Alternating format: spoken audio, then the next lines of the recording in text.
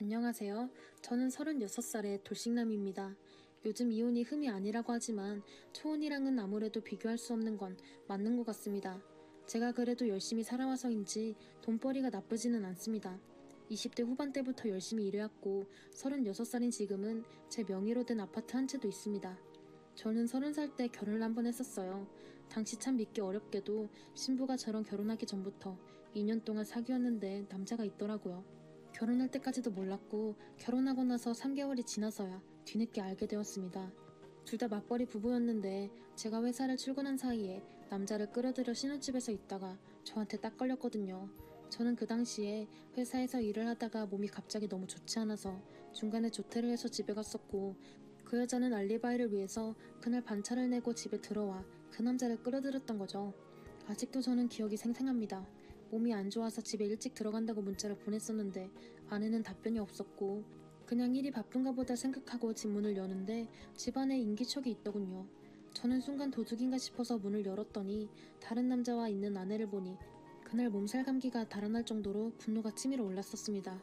게다가 그때 제가 잠시 당황하는 사이에 그 상간남이 저를 폭행하고 도망쳤을 정도였죠.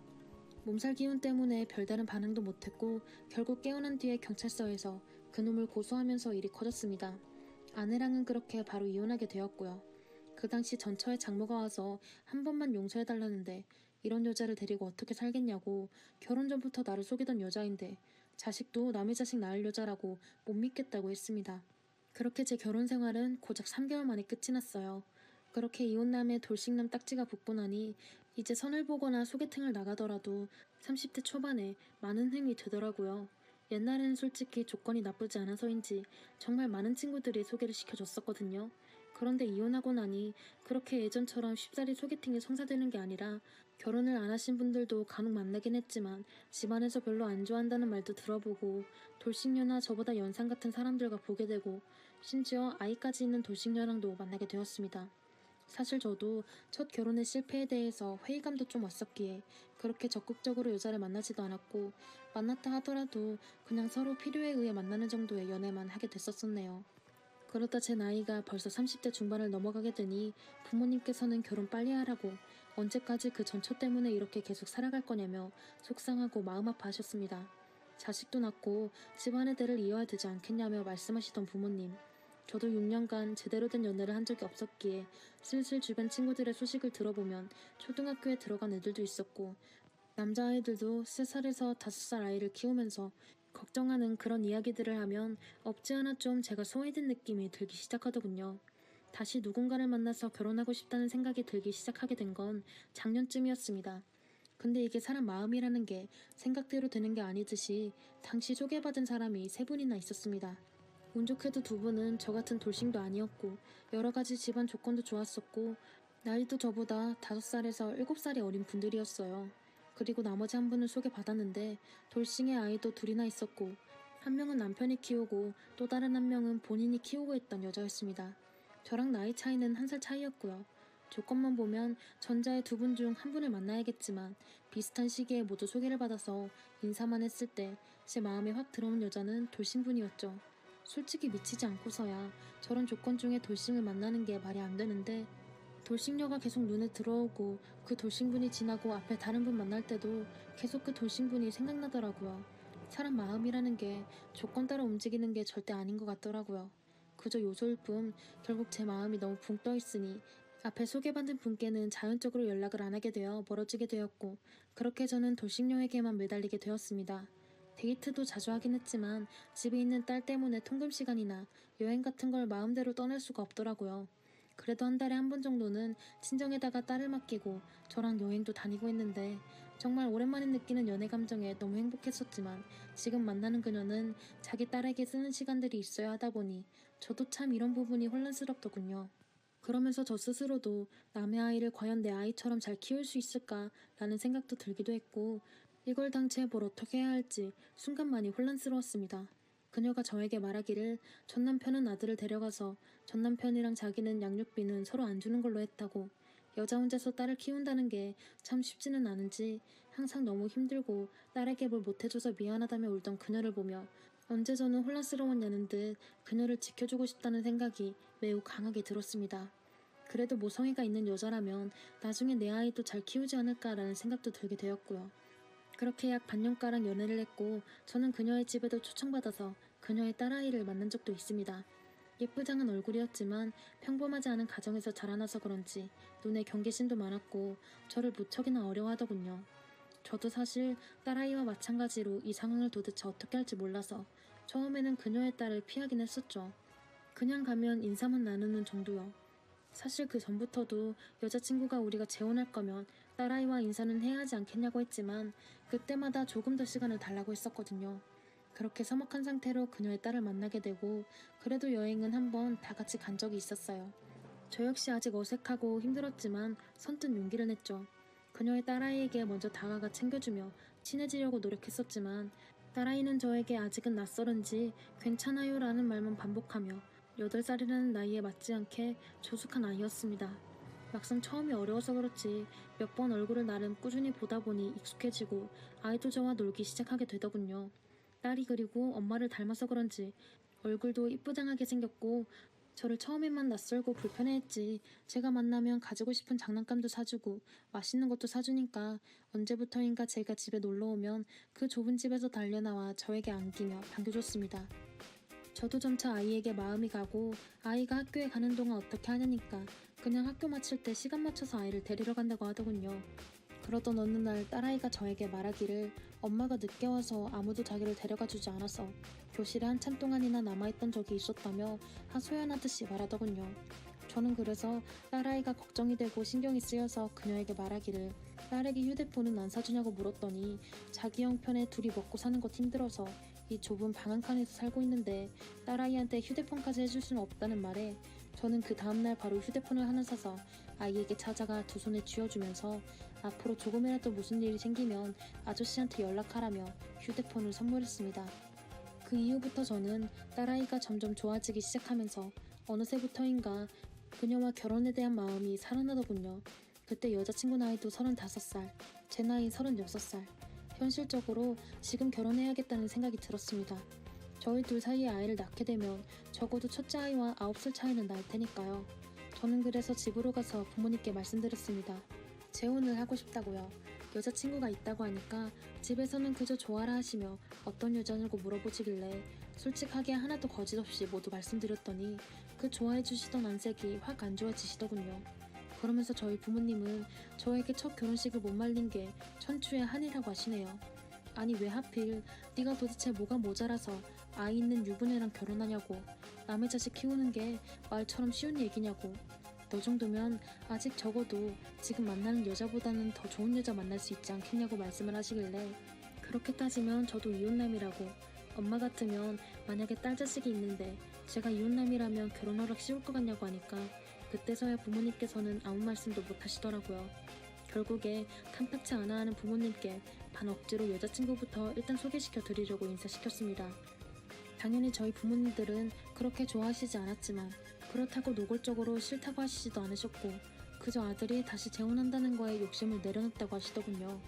부모님께서는 저에게 너의 말을 듣고 많이 생각해봤다고, 그러니 그냥 제발 별 문제 없이 이제는 너가 행복하게 좀 살았으면 좋겠다고 하던 부모님, 저는 죄송하다고 또 감사드린다는 말씀을 드리고 결혼식을 본격적으로 준비했습니다. 식장도 정하고 신혼여행지도 정하고 다 했는데 어느 날 여자친구가 저한테 좀 놀라운 이야기를 했습니다. 결혼식, 신혼여행 전부 다 딸아이가 못 오게 했으면 좋겠다고요.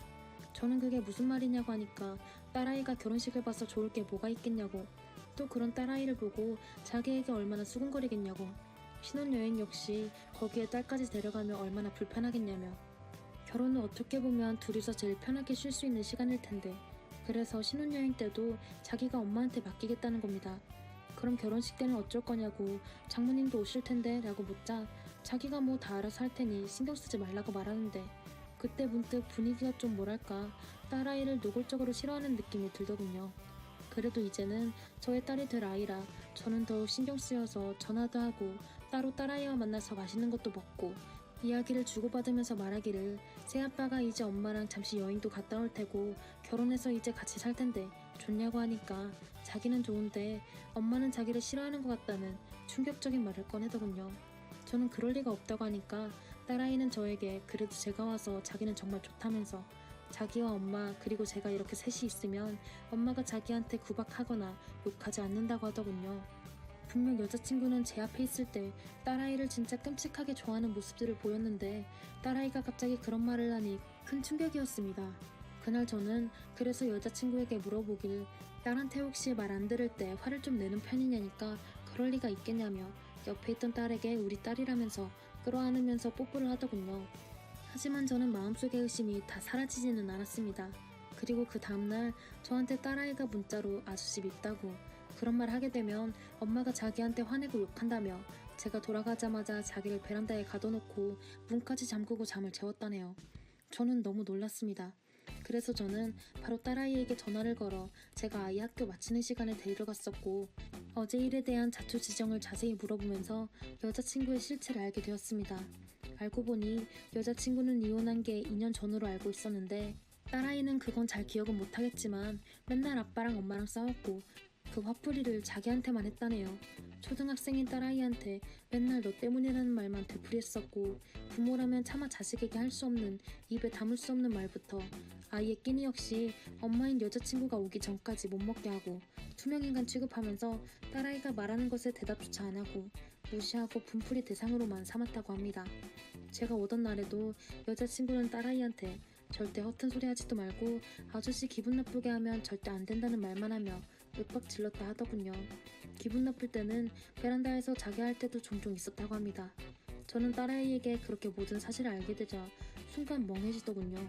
그렇게 천사 같았던 여자친구의 모습 속에 이런 충격적인 모습이 숨겨져 있었다니 여자친구는 더 이상 천사 같은 여자가 아니라 이제는 괴물로 보이기 시작했습니다. 저는 일단 정신을 부여잡고 침착하게 먼저 아동센터에 연락을 해서 자초지종의 사정을 얘기를 하니 자기들이 보호해줄 수 있다고 해서 부탁을 드렸고 여자친구를 만나서 사실대로 말했습니다.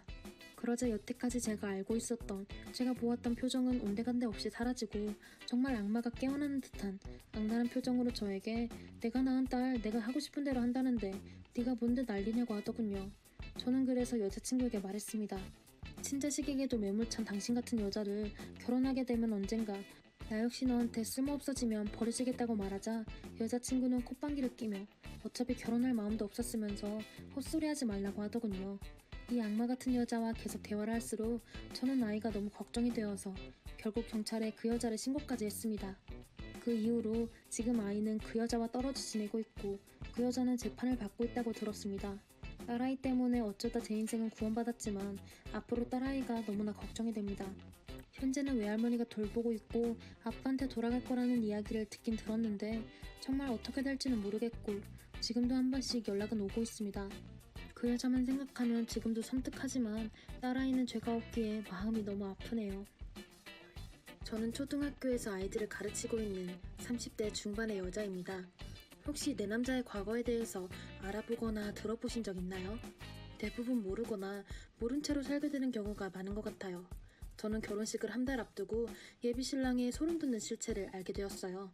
소위 결혼시장에서 금값이라고 하는 초등학교 여교사.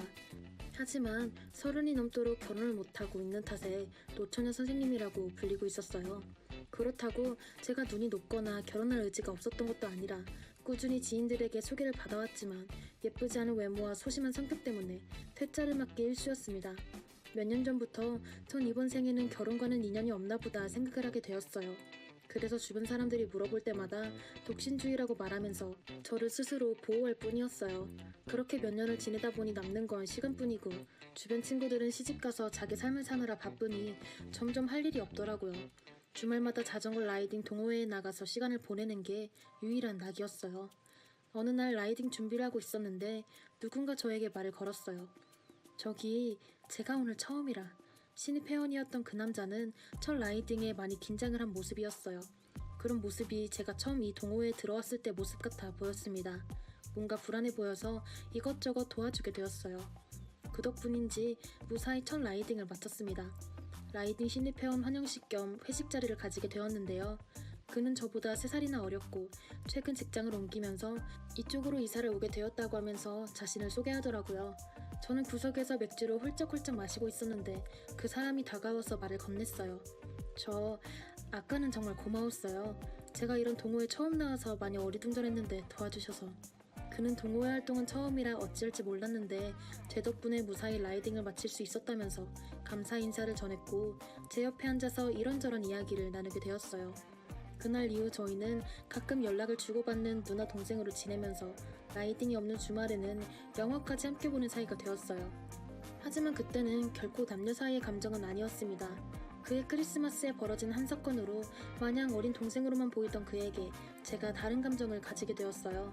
솔로인 저에게 성탄절은 그저 하루 쉬는 날이었을 뿐 큰 의미를 가지지 못했어요. 이번에도 빨리 지나가 주기를 기다리며 집에서 예능 프로그램을 보고 있었는데 그에게서 카톡이 오더라고요. 누나, 오늘 혹시 뭐해요? 혹시 시간 되면 밥 먹을래요? 그 역시 집에서 빈둥거리고 있다며 짝없는 사람들끼리 처량하게 있지 말고 밥이나 먹자고 했어요. 저도 오랜만에 크리스마스 기분도 낼 겸 원피스에 힐까지 신고 나갔습니다. 그는 남산에 한번 꼭 가고 싶었다면서 남산에 있는 레스토랑을 예약해두었다고 하더라고요. 그의 차를 타고 도착한 남산에는 이미 수십 쌍의 커플들이 데이트를 즐기고 있었습니다. 역시 크리스마스는 커플들의 날이구나 하는 생각을 하고 있었는데 갑자기 그는 잠깐 차에 다녀오겠다고 달려갔고 운동화 한 켤레를 가지고 왔어요. 누나, 미안해요. 내가 남산 온다고 미리 말 안 해서 힐이 많이 불편했죠. 이거 우리 엄마 신발인데 이거라도 좀 신어봐요. 안 그래도 오랜만에 힐을 신다 보니 뒤꿈치도 까지고 발목도 아파서 식은땀이 날 지경이었거든요. 그는 그것을 눈치챘는지 운동화를 가져다 줬고 평생 살면서 처음 받아보는 배려에 가슴이 콩닥콩닥 뛰기 시작했어요. 맛있는 식사 후 우리는 서울 야경을 보기 위해 전망대에 갔어요. 그가 잠깐 커피 사오겠다며 자리를 비운 사이 누군가 제 어깨를 툭툭 쳤어요.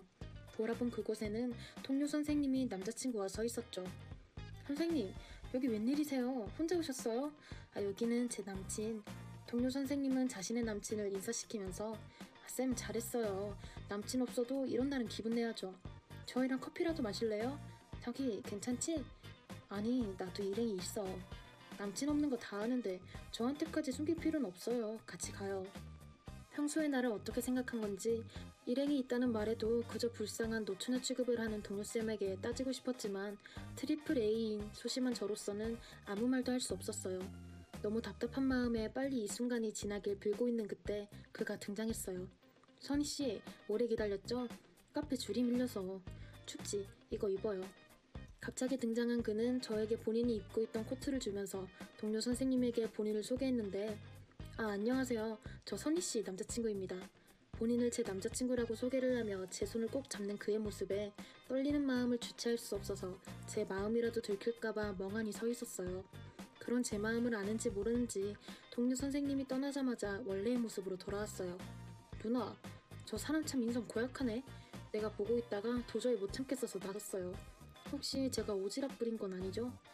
왜 이렇게 가슴은 눈치 없이 뛰는 건지 그저 동생이던 그를 쳐다보기만 해도 설레는 통에 더는 있을 수가 없었고 아프다는 핑계로 서둘러 집으로 돌아왔어요.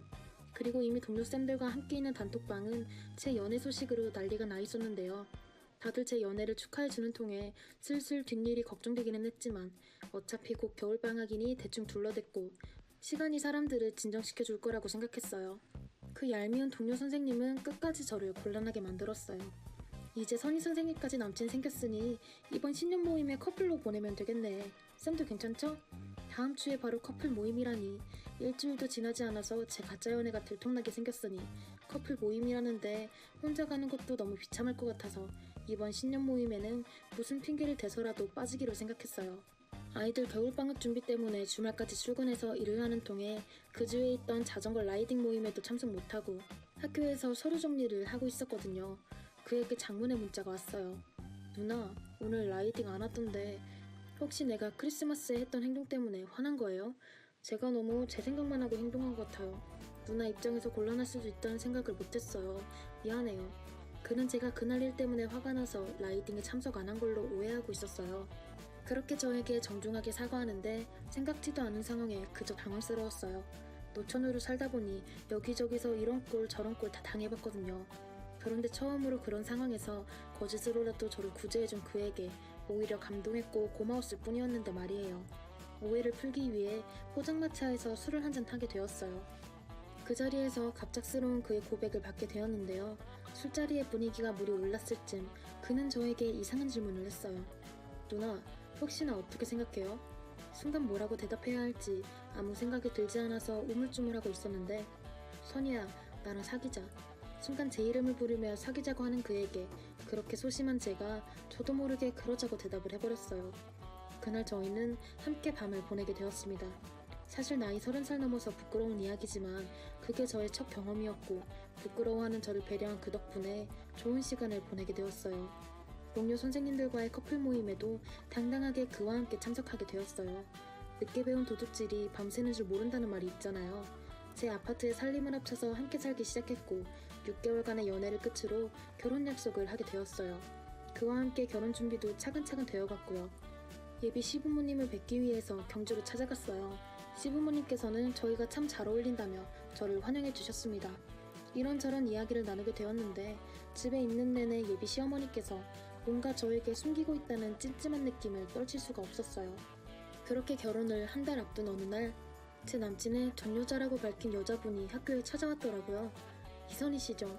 제가 이러는 게 그쪽한테 맞는 행동인지는 모르겠지만 그쪽이랑 결혼할 박태민 씨를 얼마나 아세요?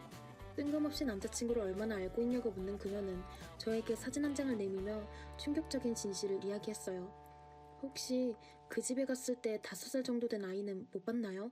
그 이야기를 듣는 순간 머릿속에 뭔가 스치듯 경주집에 갔을 때 장면이 떠올랐는데 분명 예비 시부모님 2분만 살고 있다는 집에 애들 장난감이 왜 이리 많은 건지 가족 사진 속에 있던 아기는 누구인지 제가 그 집을 다녀온 후 느낀 그 찜찜함의 실체가 밝혀지는 순간이었어요. 교녀는 본인이 그 아이를 낳았고 그 아이 아빠가 바로 제 남자친구라고 밝혔어요.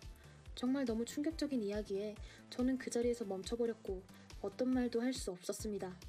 20살이던 그녀는 제 남자친구의 아이를 가지게 되었다고 해요. 어린 나이의 임신은 누구에게도 환영받지 못했다고 합니다. 아이만 낳은 채 아이 아빠에게 버림을 받았다고 하더라고요. 그래도 자기 핏줄은 당겼는지 예비 시부모님은 아이를 데리고 가서 키우겠다며 아이조차 빼앗아갔고 어렸던 그녀는 어떤 선택도 할 수 없었다고 했어요. 아이가 너무 보고 싶어서 찾아가 봤지만 아이를 볼 자격도 없다며 매몰차게 거절당했다고 하더라고요. 아이 아빠는 전화조차 받지 않았고요. 어떻게든 아이를 데려올 방법을 찾던 중 결혼 소식을 접하고 저를 찾아왔다고 합니다. 저에게는 그렇게 따뜻하게 배려해주는 그 남자와 시부모가 그런 잔인한 과거를 가지고 있다는 사실이 너무나 끔찍했지만 그에게 꼭 확인을 해봐야 했어요. 자기, 혹시 나한테 할 말 없어? 내가 오늘 이상한 이야기를 하나 들었는데 당신한테 아이가 있다는 이야기. 제 이야기를 듣는 순간 남자친구는 손까지 벌벌 떨 정도로 당황했어요. 아니? 무슨 말이야 그게? 도대체 어떤 얘기를 들은 거야? 그럴 일 절대 없어. 아니라고 말하는 그였지만 그의 당황하는 행동은 제가 물어본 질문에 대한 답으로 이미 충분해서 저는 그에게 파혼을 하자고 했어요. 그러자 그렇게 따뜻하고 배려했던 그는 숨어있던 본색을 드러냈어요. 뭐라고? 파혼? 어디서 개떡같은 소리를 듣고 와서 파혼? 정신 차려. 우리 결혼 한 달도 안 남았어. 이미 식장도 다 잡아놨고 청첩장까지 다 돌렸는데 지금 무슨 개소리야. 넌 결혼할 여자한테 그걸 숨기고 결혼하는 게 말이 된다고 생각해? 내가 그걸 알고서 어떻게 결혼하니? 아 진짜 다 늙은 노처녀 구제해주려고 했더니 이것저것 엄청 따지네. 선이야 잘 들어. 네 나이 35이야. 이번에 나랑 파혼하면 다 소문나고 너 평생 결혼 못해. 잘 생각해. 알겠어? 사실 맞는 말이었습니다. 제 나이에 지금 결혼을 못하면 앞으로 결혼을 못할 확률이 높습니다. 그렇다고 저런 남자와 살고 싶진 않았어요. 저는 그 집에서 내쫓아 버렸습니다. 그리고 한참을 집에서 울면서 지냈어요. 뒤늦게 찾아온 인연이라고 생각했던 남자가 그렇게도 나쁜 인간인 걸 알게 되니 더는 그 남자를 만날 자신이 없더라고요. 주위 사람들에게 뿌려놓은 수십 장의 청첩장과 부모님에게는 도대체 어떻게 말해야 될지 머릿속에 터질 것만 같았고 정말 그 인간을 만나기 전으로 시간을 되돌리고만 싶었어요. 그렇게 시리에 빠져 지낸 지 일주일, 누군가 집을 찾아왔어요. 그 인간의 엄마였어요. 그 식구들은 꼴도 보기 싫었지만 그냥 돌려보내야겠다 생각하고 문을 여는 순간 저를 밀면서 집 안으로 들어왔어요. 다짜고짜 소리를 지르더군요. 얘, 너 우리 아들 안고 파혼한다고 했다면서? 결혼식 얼마나 남았다고? 도대체 무슨 짓이니? 적반하장도 유분수지. 오히려 저에게 화를 냈고 왜 파혼하는지도 모르고 찾아왔나 해서 설명을 해줬습니다. 저 댁 아들한테 아이가 있다면서요. 아이가 있는 거 숨긴 사람이랑 어떻게 결혼을 하겠어요. 저 바쁘니까 돌아가세요. 그러자 그 여자는 정말 어처구니 없는 말을 내뱉기 시작했어요. 믿는 게 무슨 흠이라도 되니? 이 나이에 우리 아들 같은 사람이랑 결혼하려면 그 정도는 감수해야 할 줄 알아야 하는 거 아니니? 네가 무슨 20대 아가씨도 아니고 오히려 배 아프지 않고 고생도 없이 아들 하나 생기면 너한테도 좋은 거 아니니? 남들은 입양도 안 따더라. 너는 사랑하는 사람 자식 하나 못 키운단 말이야? 말이야 바른 말이지. 너 같은 걸 누가 데리고 가니? 나이는 많아. 그렇다고 이쁘게라도 하니? 우리 아들이 착해서 너 같은 거랑 결혼하려는 거지. 너도 후회 말고 여기서 적당히 하면 우리가 한 번은 봐주마. 그냥 저런 인간들이랑 엮이기도 싫고 더 이상 말 섞고 싶지 않아서 돌려보내려고 했는데 저를 무슨 헌시짝 취급하면서 뻔뻔하게 구는 모습에 더는 참을 수가 없었어요. 제가 무슨 결혼해달라고 매달렸어요? 결혼 못해서 죽은 귀신이라도 붙은 줄 아세요? 저 초등학교 교사예요. 결혼 따위 안 해도 평생 먹고 사는데 아무 문제 없어요. 내가 당신들한테 왜 숙이고 들어가? 내가 바른 말 제대로 해볼까? 당신 아들 뭐 볼 거 있어. 언제 망할지도 모르는 그런 회사 다니지. 집 구할 돈도 없어서 우리 집에 얹혀 살았지. 결혼 준비할 때 당신 집에서 해준 게 뭐 있어. 게다가 5살짜리 애까지 딸렸지. 내 걱정하지 말고 당신 아들 걱정이나 해. 그리고 당신 아들한테 전해. 어디 가서 자꾸 헛소리하고 다니는 것 같은데 콩밥 먹고 싶지 않으면 그만하는 게 좋을 거라고. 제가 아무 말도 못하고 그냥 납작 엎드릴 거라 예상했던 건지 제 당당한 모습에 당황해하는 그 여자를 저도 밀어서 내쫓아 버렸어요. 평생 누구한테 소리 한번 쳐보지 못했던 제가 속에 있던 말들을 다 내뱉고 나니 쌓인 울분이 다 쓸려 내려가는 것 같았어요. 지금까지 왜 이러고 살지 못했나 후회가 들더라고요. 이 사람들도 저 같은 성격이면 쥐죽은 듯 숨겨둔 아이 키우면서 그냥저냥 살 거라 생각했나 봐요. 저는 이 상황을 피하지 않고 정면 돌파하기로 했습니다. 부모님, 학교 동료 등등 결혼 사실을 알린 지인들에게 숨기지 않고 사실대로 파혼 소식을 알렸고 많은 분들로부터 위로와 격려를 받았어요. 그리고 제가 저 미친 집안에 시집 가는 걸 막아준 그녀에게 뭔가 보답을 하고 싶어서 그분이 양육권을 찾을 수 있게 법원에서 증언도 하게 되었어요. 저 만나는 동안 한 번도 자기 애를 보러 가지도 않았으면서 그놈은 법정에서 그제서야 자기 핏줄이라며 양육권을 주장했어요. 그 모습을 보니 더 그녀에게 양육권을 돌려줘야겠다는 생각이 들더라고요. 이런 일들을 겪고 나니까 제 마인드가 많이 변하게 되었어요. 왜 이렇게 결혼이라는 걸 반드시 해야 한다고 생각했던 건지, 결혼 안 한 걸 왜 이렇게 부끄럽게 생각하고 산 건지 느긋하게 생각하려고요. 언젠가는 정말 좋은 인연이 나타나겠죠. 훌훌 털어버리고 제 삶을 열심히 살아보려고 합니다. 긴 글 읽어주셔서 감사합니다. 안녕하세요. 저는 저의 커리어를 위해 열심히 일을 하고 있는 중입니다. 저는 10살에 부모님을 두 분 다 잃게 되었습니다. 저는 충격으로 인해 그날을 기억하진 못하지만 가족들에게 전해들은 말로는 여행 가는 차 안에서 사고가 났다고 하더군요. 저희 부모님은 맞벌이를 하셨기 때문에 다 같이 여행을 가는 일이 흔하지 않았는데 여행 한 번도 가지 못하고 매일같이 일만 하셨던 부모님이 이렇게 일만 하다가는 저와 시간을 보낼 수 없겠다는 생각이 들어 휴가를 내서 다 같이 여행을 가게 되었다고 합니다. 그런데 하필 그날 비가 왔었고 저희 맞은편으로 오는 차와 정면 충돌을 하게 되었습니다. 조사 결과 음주운전을 했다고 하는데 저희 차는 폐차를 했고 그 사고로 부모님과 상대 차량 운전자까지 모두 사망을 하게 되었어요. 그렇게 큰 사고에서 기적적으로 살아나게 된 저는 그 일이 일어난 뒤 충격으로 인해 그날을 기억하지 못하게 되었어요. 몸엔 트라우마가 남아있는지 현재는 많이 나아졌지만 아직까지도 차를 타는 것은 많이 힘들어합니다. 어린 나이에 혼자가 된 저는 외할머니와 함께 살게 되었습니다. 친척들은 저를 맡아서 키우는 것을 꺼려했고 결국 나이가 많으신 할머니께서 저를 맡게 된 것이었죠. 부모님과 함께 살다가 외할머니와 사는 삶으로 바뀌는 것은 적응하기 힘들었지만 시간이 지날수록 외할머니께 정말 많이 의지했던 것 같아요. 저는 빨리 사회에 나가 외할머니의 부담을 줄여드리고 싶어서 상고를 졸업한 뒤 성인이 되자마자 바로 취업을 하게 되었어요. 처음 받은 월급은 외할머니와 레스토랑에 가서 소고기를 썰어보았던 기억이 나네요. 저는 좋은 기회로 좋은 회사에 들어가게 되어서 연봉이 조금 높았거든요. 사회생활을 하던 중 6년 정도가 지나고 지금의 남편을 만나게 되었습니다. 남편은 다른 회사 직원이었는데 업종이 같다 보니 계속 마주치게 되었어요. 남편의 성실하고 예의 바른 모습을 보고 호감을 느꼈고 남편의 고백을 받게 되어서 사귀게 되었습니다. 저는 남편을 외할머니께 소개시켰고 정말 마음에 들어 하셨어요. 남편과 할머니의 첫 만남 후 남편이 집에 가고 나서 할머니가 남편에 대해 말씀하시더라고요. 네 엄마 아빠가 봤으면 정말 좋아했겠다. 지금까지 본 사람 중에 제일 괜찮은 사람 같더구나. 나는 할머니 마음에만 들었으면 됐어요. 그래. 그러니까 죽기 전에 빨리 결혼해. 우리 손녀딸 결혼하는 건 보고 죽어야지. 그런 말 좀 하지 마. 난 할머니랑 계속 같이 살 거야. 예전에 사귀었던 남자친구를 소개할 때 결혼 얘기는 한 번도 안 하셨던 할머니가 이상하게 이 사람과 만난 이후로 계속 결혼 얘기를 하시더군요. 하지만 결혼이라는 게 서로 어느 정도 안정이 되었을 때 해야 되고 남편과 저도 준비가 아직 덜 되었다고 느꼈기 때문에 결혼을 조금 미뤄왔습니다. 그러던 중 할머니가 돌아가시게 되었어요. 그제서야 할머니는 본인이 돌아가실 걸 알고 계속 재촉했었던 거구나 깨닫게 되었습니다. 제 삶의 기둥이자 유일했던 할머니가 돌아가시고 정말 힘들었어요. 저에게 가족이라고 할 수 있는 사람이 할머니뿐이었는데 할머니마저 제 곁을 떠나니 안 좋은 생각이 계속 들었습니다. 그래도 그런 저를 옆에서 진심으로 보살펴주고 안 좋은 생각이 날 때마다 제 곁에서 남편은 제 기분을 풀어주려고 하는 모습을 보고 결혼을 결심하게 되었습니다. 그 뒤로 결혼 준비를 하며 저희는 서로의 가정사를 듣게 되었어요. 남편은 다른 얘기는 잘해도 가정사는 한 번도 말하지 않아서 연애하면서 처음 듣는 이야기였습니다. 시아버지는 남편이 어렸을 때 돌아가시게 되었는데 그 뒤로 어머님은 홀로 아들인 저의 남편을 키우며 많이 의지했다고 해요. 어머니께서 남편은 아들이자 남편이기도 했던 거죠.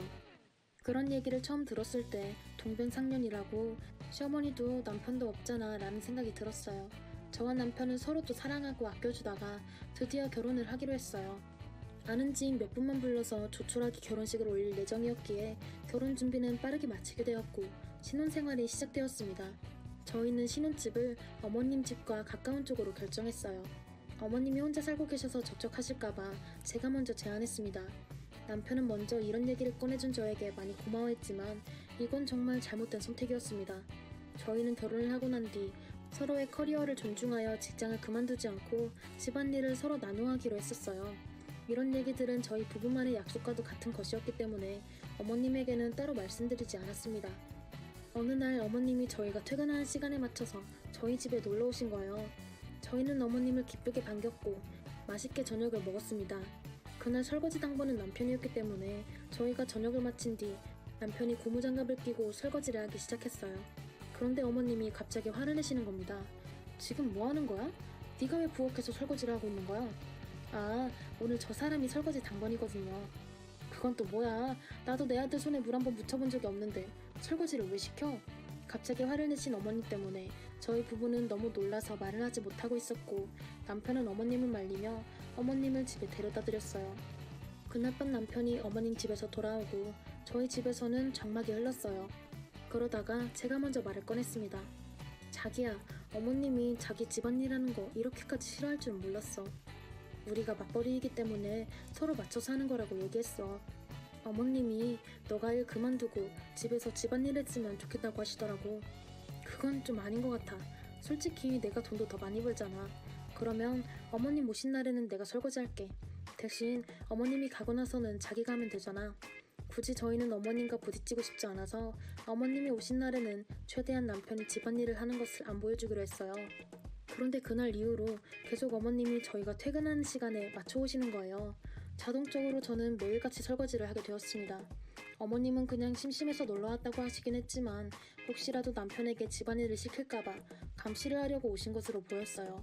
하루는 어머님을 보내드리고 남편이 세탁기에서 빨랫감을 꺼내고 있었습니다. 근데 갑자기 초인종이 울리는 거예요. 제가 인터폰으로 대답을 하니 놓고 가신 물건이 있어서 다시 오셨다고 했어요. 남편은 세탁실에 있어서 초인종 소리를 듣지 못한 상태였습니다. 어차피 세탁실에서 거실까지 거리도 있고 어머님이 물건만 다시 가지고 가실 거니까 괜찮겠지라는 생각으로 남편에게 말하지 않고 문을 열게 되었습니다. 어머님은 거실상 아래쪽에 지갑을 두고 가셨던 것이었어요. 그래서 저는 현관문에 계시는 어머니에게 지갑을 가져다 드렸습니다. 어머님이 남편은 어디 있냐고 물어보시길래 세탁기가 있는 베란다에 있다고 했어요. 저희 베란다에는 세탁기만 있는 게 아니라 간간히 키우고 있는 작은 텃밭까지 있습니다. 남편이 식물을 키우는 것을 좋아하기 때문에 아마 거기서 시간을 보내고 있다고 생각하시는 것 같았습니다. 그런데 하필 그때 남편이 세탁실에서 빨랫감을 꺼내왔어요. 원래 베란다에 있는 건조대에 널기 때문에 거실로 가지고 나오지 않았는데 그날따라 양이 많아서 조그만 건조대와 함께 빨랫감을 들고 나왔더라고요. 어머님은 그 모습을 보자마자 자기 없을 땐 이렇게 남편을 부려먹는 거냐며 화를 내셨고 저희 집은 난리가 났습니다. 그 뒤로 어머님은 매일같이 저희 집에 오셔서 주무시고 저희가 출근하는 아침에 자신의 집으로 가셨어요. 어머님과 부딪히고 싶지 않아서 저는 어머님이 있을 때마다 어쩔 수 없이 제가 혼자 집안일을 맡아서 할 수밖에 없었습니다. 너무 지친 저는 남편에게 말을 했어요. 자기, 나 너무 힘들어. 어머님 이제 좀 그만 오시라고 하면 안 될까? 그래도 그만 오라고 하는 건 좀 그렇지 않아? 내가 잘 말해볼게. 나 일하고 집에 와서 쉬지도 못하고 집안일은 내가 다 하지. 어머님 눈치도 봐야지. 나도 힘들어. 우선 말은 해볼게. 말은 해보겠다는 남편의 말을 믿고 기다렸는데 어머님이 변하는 게 하나도 없더라고요. 그래서 참던 저도 결국 터지고 말았습니다.